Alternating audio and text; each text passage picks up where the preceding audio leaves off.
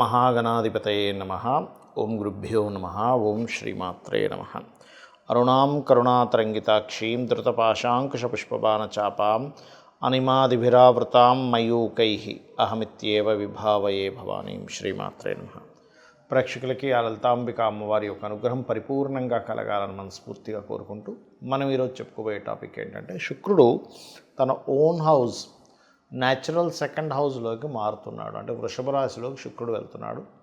ఈ శుక్రుడు వృషభంలోకి వెళ్ళడం వల్ల ద్వాదశ లగ్నాల వారికి, ఎందుకంటే శుక్రుడు అక్కడికి వెళ్తున్నాడు అంటే మిగతా గ్రహాల యొక్క కాంబినేషన్లో రిజల్ట్ ఇస్తుంది. మిగతా గ్రహాలు ఎక్కడ ఉన్నాయి మనకి? ఈ జూన్ 28వ తేదీ నుంచి ఆల్మోస్ట్ ఒక 1 మంత్ ఉంటాడు అక్కడ శుక్రుడు. ఎక్కడ ఉంటాయి అంటే క్లియర్లీ వృషభం, మిథునంలో రవి, గురు అండ్ కర్కాటకంలోకి బుధుడు రావడము. అదేవిధంగా చూసుకున్నట్లయితే మీకు ఇక్కడ అంటే ఇప్పుడు ప్రజెంట్ దీంతో కలిసి ఉన్నాడు, మిథునంలోనే ఉన్నాడు బుధుడు, కానీ కర్కాటకంలోకి వెళ్తాడు. దాని తర్వాత కుజుడు, కేతువు సింహంలోని, కుంభంలో రాహు, మీనంలో శని ఉన్నాడు.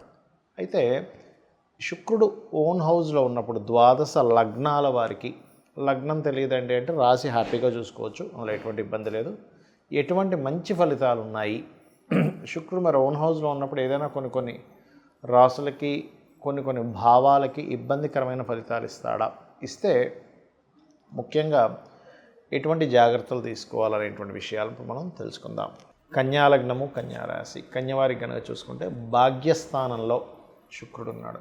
భాగ్యము అంటే మనకి జన్మజాతకంలో ఏ గ్రహం ఎలా ఉన్నా భాగ్యస్థానంలో గ్రహం ఉంటే మంచిది. భాగ్యస్థానంలో మంచి కాంబినేషన్ ఉంటే ఇంకా ఆ జాతకుడిని ఆ భగవంతుడే కాపాడుతాడంటూ ఉంటాం. అది కూడా శుక్రుడు అయినందుకు కన్యారాశి వారికి ఏదో అమ్మవారు కాపాడుతుందా అన్నట్టుగా కొన్ని జరుగుతూ ఉంటాయి భాగ్యంలో శుక్రుడు ఉన్నందుకు. మరి భాగ్యంలో శుక్రుడు ఉన్నందుకు ఎటువంటి విషయాలకి ఈ కన్యారాశి వారికి బాగా యోగిస్తుంది అంటే, 12లో కుజుడు కేతు ఉన్నప్పటికీ, అంటే 12లో ఉండే కుజుడు కేతు ఏంటి? తండ్రి ఆస్తి లేదా ఏదైనా ఇన్వెస్ట్మెంట్ ప్రాపర్టీస్ మీద చేసే విషయాలు జాగ్రత్తగా ఉండాలని ఒక వైపు చూపిస్తున్నప్పటికీ కూడా ఇక్కడ భాగ్య శుక్రుడు మాత్రం ఏదైనా ప్రాపర్టీ మూలంగా మీకు ధనయోగాన్ని ఇస్తాడు. అంటే మీరు ఏదైనా ఒక ప్రాపర్టీ అమ్మిపించారు మధ్యవర్తిగా ఉండి, లేదా తక్కువ దొరుకుతుందని తీసుకుని వెంటనే మళ్ళీ ఇంకో ఎక్కువ దొరుకుతున్న వాళ్ళకి అమ్మేశారు, ఈ రకంగా ఇస్తాడు. లేదు టీచింగ్, ఎందుకంటే భాగ్యస్థానం 9వ స్థానం ఏదైతే ఉందో, టీచర్స్, గైడింగ్ చేసేవాళ్ళు, మాస్టర్స్, స్పిరిచువల్ రంగాల్లో ఉండేటువంటి వారిని అందరినీ కూడా 9వ స్థానం చూపిస్తూ ఉంటుంది. కాబట్టి ఈ 9వ స్థానంలో ఎప్పుడైతే ఈ యొక్క శుక్రగ్రహం ఉందో ఖచ్చితంగా దైవానుగ్రహము, దైవ దర్శనాలకు వెళ్ళడము ఇటువంటివి ఉన్నాయి. కాకపోతే మీకు ఎప్పుడైతే 12లో కుజుడు కేతు ఉన్నాడో ప్రధానంగా మీరు ఇక్కడ తీసుకోవాల్సినటువంటి జాగ్రత్త ఏమిటి అంటే, సేవా సంబంధించినటువంటివి గణపతి ఆలయంలో కానీ, సుబ్రహ్మణ్యేశ్వర స్వామి ఆలయంలో కానీ సేవా సంబంధించిన ఏమైనా చేస్తూ ఉంటే భగవత్ సేవా సంబంధించిన విషయంలో మీకు ఎటువంటి దోషము ఉండదు. కానీ జాగ్రత్త మాత్రం ఇన్వెస్ట్మెంట్స్, అది కూడా తండ్రి గారి ఆస్తికి సంబంధించిన విషయంలో చేసే ఇన్వెస్ట్మెంట్స్, ఎందుకంటే రవిరాశుల్లో ఉండే కుజకేతువులు కావున ఈ యొక్క విషయాల్లో కాస్త జాగ్రత్తగా ఉండండి.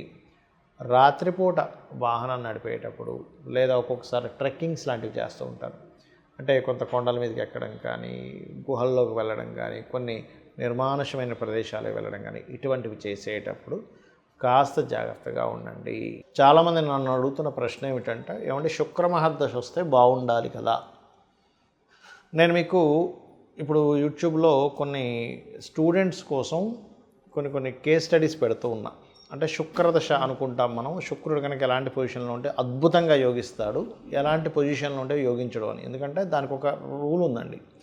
ప్రతి గ్రహానికి ఒక ప్లానెట్ గనక ఒక లగ్నం నుంచి ఫలానా స్థానంలో ఉంటేనే ఆ యోగం అనేటువంటిది అద్భుతంగా ఉంటుంది. ఆ స్థానంలో లేనప్పుడు అది నీచభంగ రాజయోగాలు కూడా ఒక్కోసారి ఇబ్బంది పడతాయని చెప్తూ వస్తున్నా. అందుకని మీరు అర్థం చేసుకోవాల్సింది ఏంటంటే, శుక్రుడు అనగానే అద్భుతం, గురువు అనగానే అద్భుతం, లేకపోతే శని అనగానే నీచం అని అనుకోకండి. అది ఎలా ఇస్తుంది? ఎందుకంటే మీరు అర్థం చేసుకోవాల్సింది, ధనం ఒకే రూపంలో రావట్లేదు ఈ ప్రపంచం మొత్తం కూడా. ఒకరు చెత్త నమ్ముకొని కూడా బిజినెస్ చేస్తే, ఇంకో వ్యక్తి బంగారం అమ్మితే డబ్బులు వస్తున్నాయి, ఇంకో వ్యక్తికి నీరు అమ్మితే డబ్బులు వస్తున్నాయి, ఇంకో వ్యక్తికి ఆక్సిజన్ అమ్మితే డబ్బులు వస్తున్నాయి, ఇంకో వ్యక్తి పెట్రోల్ అమ్మితే డబ్బులు వస్తున్నాయి, ఇంకో వ్యక్తి సర్వీసెస్ చేస్తే ధనం వస్తుంది. అంటే ఏంటి? అన్నీ కారకత్వాలే. ఈ నూనె, ఐరన్ ఇదంతా శని. మరి ఐరన్ ద్వారా, నూనె ద్వారా వచ్చేప్పటికి శని ద్వారా డబ్బులు వస్తుంది. శని కారకత్వం అదంతా కూడా. శుక్రుడు అంటే వాహనాలు, గృహాలు, లగ్జరీ ఐటమ్స్ ఇవన్నీ. ఇక్కడ ఏంటంటే మనం అర్థం చేసుకోవాల్సింది, శుక్రగ్రహము గనక ఎక్కడా పాడవ్వకుండా మీకు ధనయోగాన్ని ఇచ్చే దాంట్లో ఉంటే 100% లగ్జరియస్గా ఇస్తాడు ధనయోగం. నార్మల్గా ఇవ్వడు. ఇప్పుడు చూడండి, ధనం వస్తే దాన్ని అనుభవించే యోగం కూడా ఉంటుంది. చూడండి, కొంతమంది డబ్బులు వస్తాయి కొంతమందికి, కానీ ఏమీ అసలు ఇల్లు పెద్దగా చూడడానికి అంత గొప్పగా ఉండదు, పెద్దగా ఏమీ లగ్జరీ వస్త్రాలు కొనుక్కోరు, లగ్జరీగా హోటల్స్కి వెళ్ళి పెద్ద పెద్ద ఎంజాయ్ చేయడం ఏమీ ఉండదు, అసలు చాలా నార్మల్ లైఫ్ అనుభవిస్తుంటారు. ఎందుకు అంటే అక్కడ ఇచ్చేది శుక్రుడు కాదు. అదే ఇచ్చేది శుక్రుడు అనుకోండి, అప్పుడు అలా ఉంటుంది. అంటే శుక్రగ్రహం గనక బాగుంది, లగ్జరియస్ లైఫ్. అయితే ఇది ఎంతవరకు కరెక్ట్? అది బాగుందా లేదా? శుక్రదశ వస్తే లగ్జరియస్ లైఫ్ కాదు, బాగా అర్థం చేసుకోండి. శుక్రుడు బాగుండి మహాదశ వస్తే లగ్జరీ లైఫ్. శుక్రుడు పాడైపోయి మహాదశ వస్తే ఉన్న లగ్జరీ లైఫ్ కాస్త పోతుంది. ఇది అర్థం చేసుకోండి. మరి ఎలాగా? చాలామంది ఆశతో ఉంటారు, ఏమంటే నాకు శుక్ర మహాదశ రాబోతుంది, అద్భుతం, ఆహా ఓహో అని.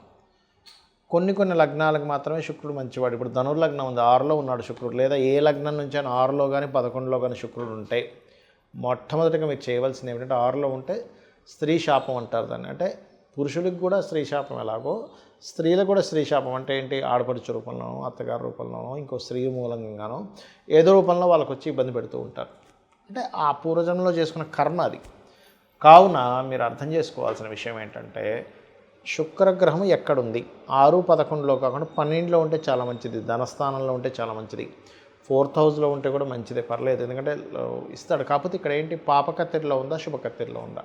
ఇదంతా నేను మీకు ఎందుకు చెప్తున్నానంటే, శుక్రుడు ధనానికి, లగ్జరీకి, సుఖానికి, భార్యకి, వీటికి కారకుడు. మనం మేజర్ లైఫ్లో మేజర్ రోల్ ప్లే చేస్తున్నాడు. ధనం లేకపోతే విలువ ఉండదు, మన అవసరాలు తీరవు. విలువలు అనేటువంటివి ధనం కంటే ఇంకా ఎక్కువ ఉన్నాయి. పేరు ప్రఖ్యాతలు కానివ్వండి, ఒక మన యొక్క క్యారెక్టర్, ఇవన్నీ ఎక్కువ విలువలు ఇస్తాయి. కానీ సొసైటీలో బాహ్యంగా కనబడే ధన విలువే. అలాగే ఒక లగ్జరీ కారు ఉండాలన్నా, గృహం ఉండాలన్నా శుక్రగ్రహ బలం, చతుర్థాధిపతి బలం కూడా ఉంటుంది. కేవలం ఎప్పుడూ శుక్రుడే కాదు, 4th లార్డ్ పలానా ప్లానెట్ అయి మంచి యోగం కలిగింది, ఆయన కూడా ఇస్తాడు, ఇవ్వడం కాదు. కానీ శుక్రుడిచ్చే లగ్జరీ ఈజ్ డిఫరెంట్. కాబట్టి శుక్రగ్రహం యొక్క బలం మీకు పెరగాలి అంటే మీరు చేయవలసింది ఏంటో చెప్తాను.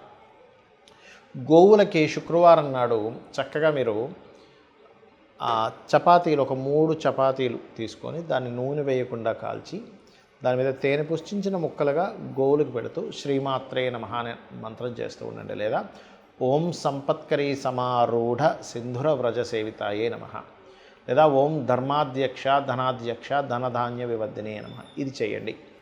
చాలామంది తెలియక ఏకాదశంలో శుక్రుడు మంచిది అనుకుంటాడు. కాదు, ఏకాదశ శుక్రుడు ఉన్నటువంటి జాతకులకి మ్యారిటల్ లైఫ్ డిస్టర్బెన్సెస్ కానీ, అనుభవించాల్సిన సుఖాలు కానీ దూరమైనటువంటి జాతకాలు కొన్ని వేల జాతకాలు నేను చూపిస్తాను. కొన్ని వేలు, ఏదో 100 లేదో 10లో కాదు, వేలల్లో చూపిస్తాను. రీసెర్చ్ చేస్తే లక్షల్లో కూడా దొరుకుతాయి మనకి చెప్పాలంటే. ఎందుకంటే ఎక్కడా కూడా శుక్రుడు సుఖానికి కారకుడు కాబట్టి 12లోనే యోగిస్తాడు. మీరు చూసుకోండి, ఎనీ లగ్న 12th హౌస్ వీనస్ పాడవకుండా ఉన్నాడంటే ఆయనే మంచి లగ్జరీ, మంచి సుఖాన్ని ఇస్తాడు. సుఖకారకుడు, ఏ కారకుడు ఎక్కడ ఉంటే ఏమి ఇస్తాడు? 12th హౌస్కి నెగేటింగ్లో ఉంటే ఇవ్వడు. ఇది బాగా అర్థం చేసుకోండి. ఇది చాలా చాలా చాలా ఇంపార్టెంట్ అయినటువంటి విషయం గుర్తుపెట్టుకోండి. శుక్రుడి విషయంలో, అందరి విషయాల్లో కాదు. మిగతా గ్రహాలు ఏవైనా సరే 12లో యోగించమంటారు, కానీ ఇక్కడ మనం దేశకాలమాన పరిస్థితులను అర్థం చేసుకుంటూ వెళ్ళాలి. 12లో ఉండే గ్రహాలు ఒకప్పుడు అంటే అయ్యో మనిషి దేశదిమ్మరి అయిపోతాడు, ఎందుకు పనికి రాకుండా పోతాడు. ఇప్పుడు ఏంటి, ఒక మనిషి ఆ దేశంలోనే కాకుండా ప్రపంచ దేశాలు మొత్తం తిరిగి వస్తున్నాడు. కాబట్టి విదేశీ యోగాలు ఉంటాయి. ఆ 12లో ఉండే గ్రహాలకే ధనయోగం పడితే విదేశాల్లోనే ధనయోగం ఉంటుంది. ఇది మనం అర్థం చేసుకోవాలి. ఇక శుక్రుడి యొక్క స్థితిగతులు బాగోపోయినా మీకు మంచి చక్కటి ఫలితాలు రావంటే అమ్మవారి ఆరాధన మించింది మరొకటి లేదు. మరియు శుక్రగ్రహం దగ్గర దీపారాధనతో పాటు శుక్రుడు ఏ గ్రహాల ద్వారా అయితే కంబస్ట్ అయ్యాడా, అంటే అస్తంగత్వ దోషం రవి ద్వారా అవుతుంది, లేదా కేతువు ద్వారా అవుతుంది. ఒక్కోసారి కేతుతో శుక్రుడు కలిసి ఉన్నా కూడా ధనహీనత యోగాలు, లేకపోతే అమ్మవారి భక్తులైతే అది మళ్ళీ తగ్గుతుంది. కాబట్టి గణపతి ఆలయాలకు వెళ్ళడము, కేతు రవి లేదా ఏ పాపగ్రహాల మధ్య ఉన్నాడో ఆ పాపగ్రహాలకు సంబంధించినటువంటి గ్రహాల దగ్గర దీపారాధన చేయడం చేయండి. అన్ని విధాలా మీకు బాగుంటుంది. శ్రీమాత్రే నమః.